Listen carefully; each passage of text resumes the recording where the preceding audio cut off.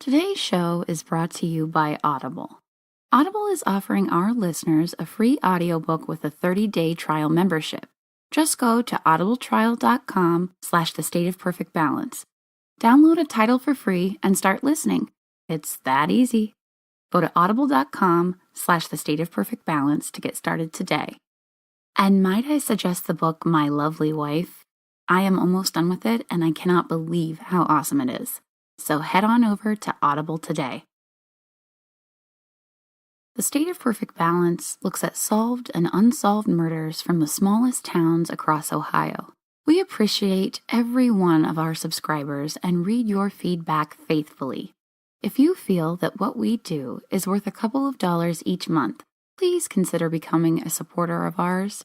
You can find out more on Podbean, The State of Perfect Balance. Now sit back, relax, and enjoy this week's episode. This podcast deals with true events of a violent and disturbing nature, intended for a mature audience. Listener discretion is strongly advised.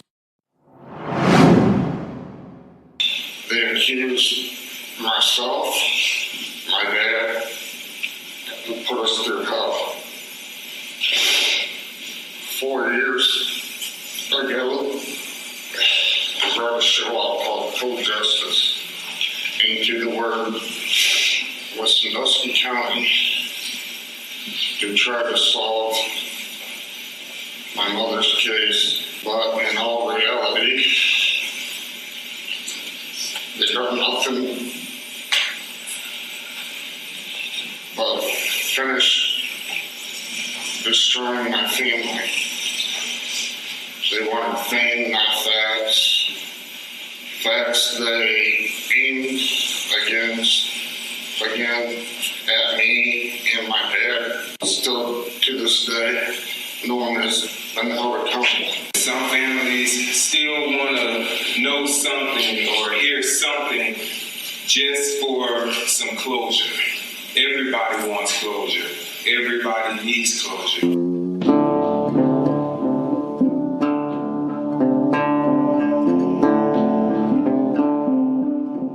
Hey guys, I'm your host Amanda, and this is The State of Perfect Balance.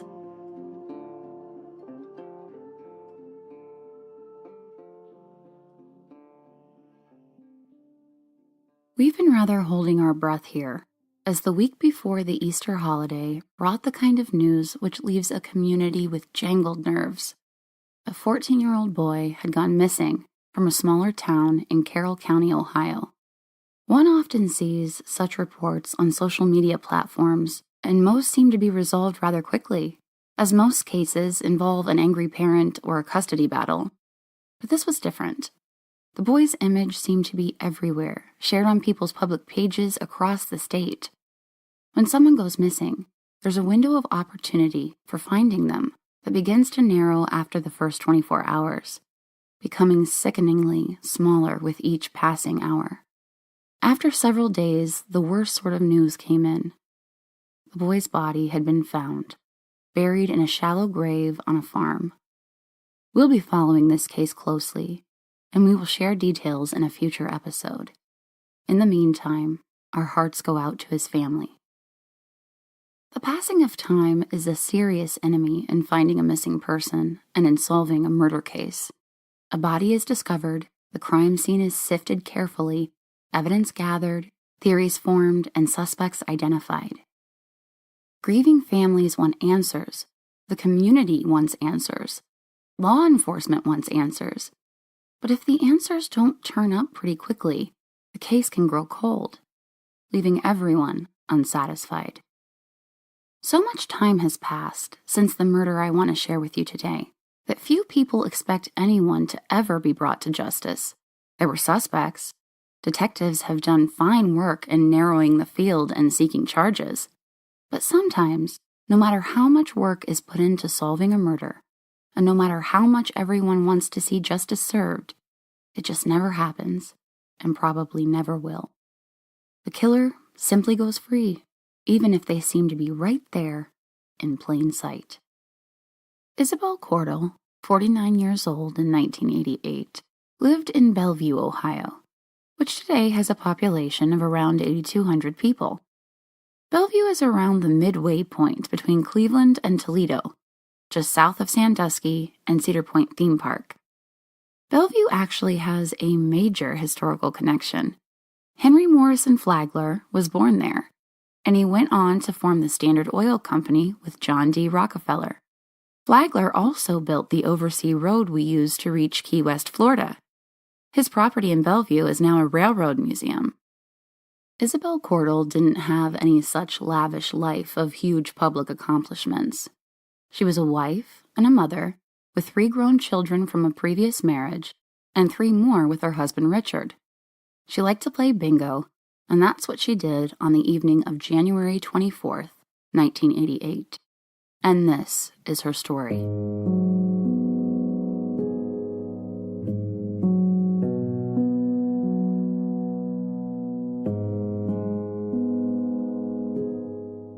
Yes, Isabel played bingo that night, and after coming home, she changed into her nightgown and lay down on the couch in the living room to rest.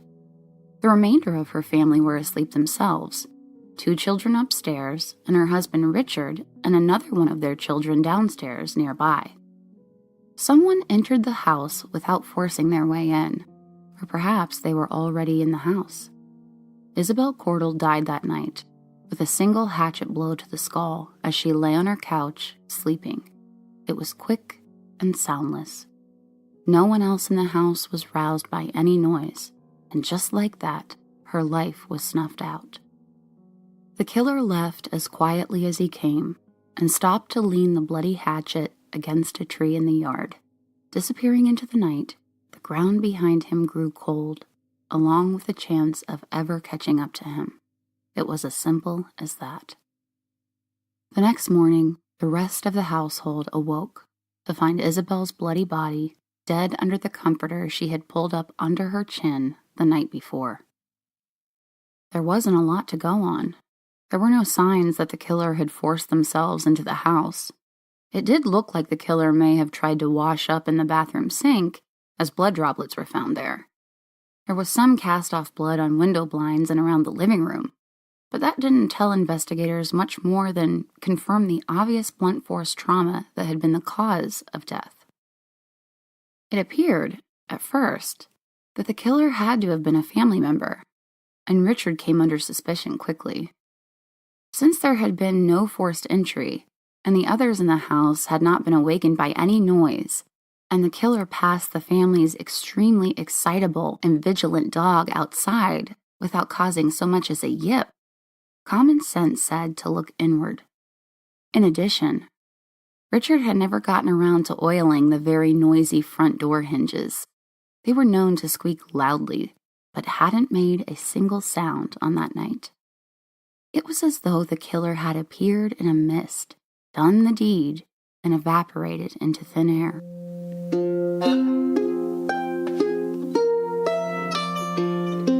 Yes, it had to be someone inside the house, didn't it? Investigators looked into the married life of Isabel and Richard Cordell, and on the surface, it didn't look good. Richard had been seeing someone else. Isabel had discovered his infidelity, and the two had words about it, going as far as to talk about divorce.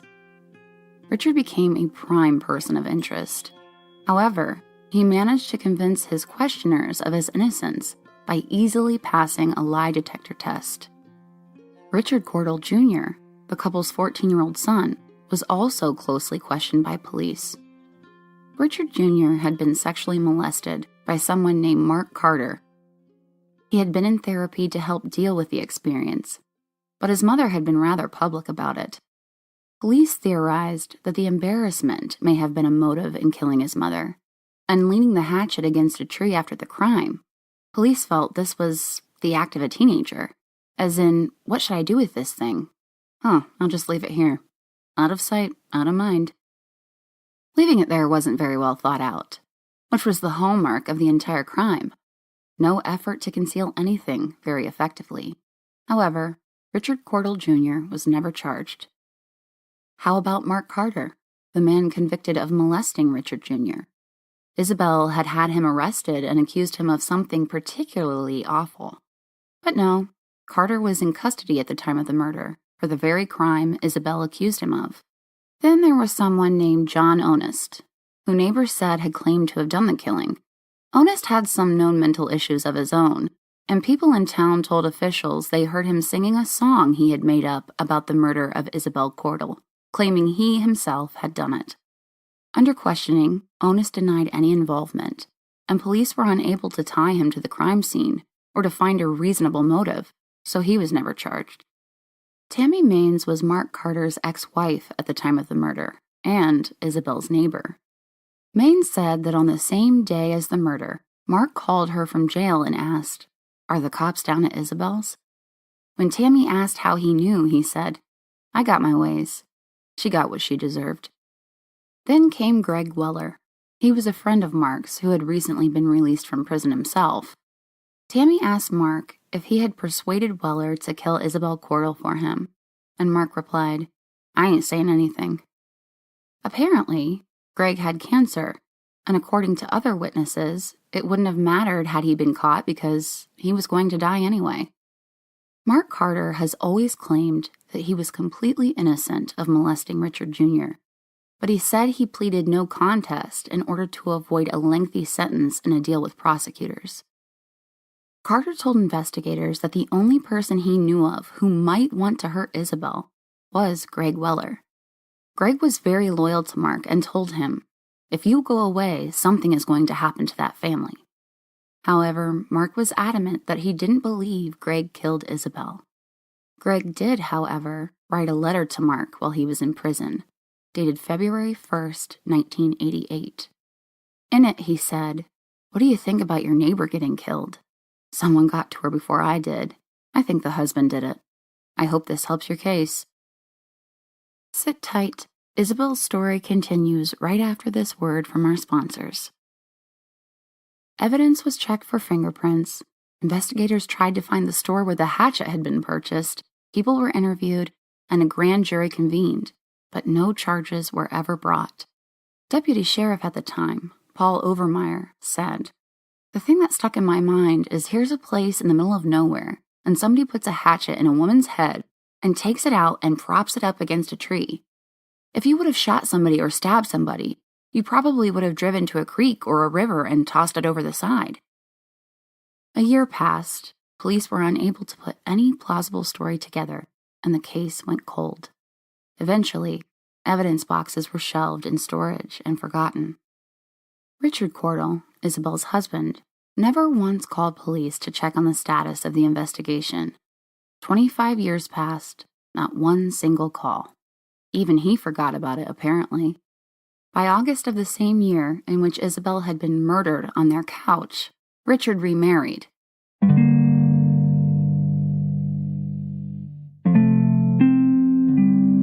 Even in a small Ohio town, crimes happen every day. Police are faced with new investigations. New cases greet them on their desk every morning. The window of opportunity for solving a crime narrows rather quickly, and it's difficult to justify devoting manpower and expense to a closed window, when new windows, also rapidly closing, are assigned every day. With the passage of those 25 years, a new genre of television show came into existence, the cold case crime type program.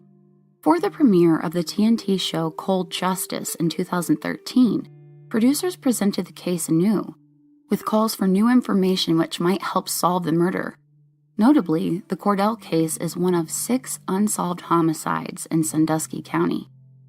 Numerous people from the original case file were interviewed again, on camera, including Richard Cordell and his current wife, Sue Thompson. The hatchet and other items were brought out of storage and sent off for DNA testing. No DNA could be extracted from the blood in the bathroom sink because it turned out it wasn't blood at all, but fingernail polish. The only DNA profile found on the hatchet was Isabel's, which was on the blade itself. The DNA extracted from the handle was inconclusive. However, on March 10, 2014, the Sandusky County Prosecutor's Office presented evidence against a strong suspect to a grand jury in the Sandusky County Common Pleas Court, but the jurors chose not to charge this suspect with the crime, and his name was never released.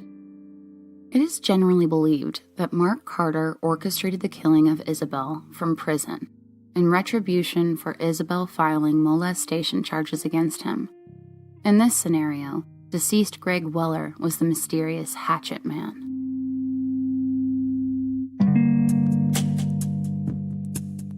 No one has been held accountable for the gruesome murder, which has been very, very difficult and disturbing for Sherry Henry, Isabel's daughter.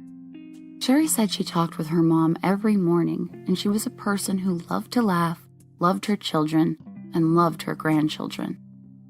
When the case was finally reopened after so much time had passed, she was ecstatic. It was also very emotional, Sherry said. This was all I ever prayed for 25 years. In the end, her hopes remained unrealized. To this day, no one has ever been charged in the 1988 murder of Isabel Cordell, age 49, of Bellevue, Ohio.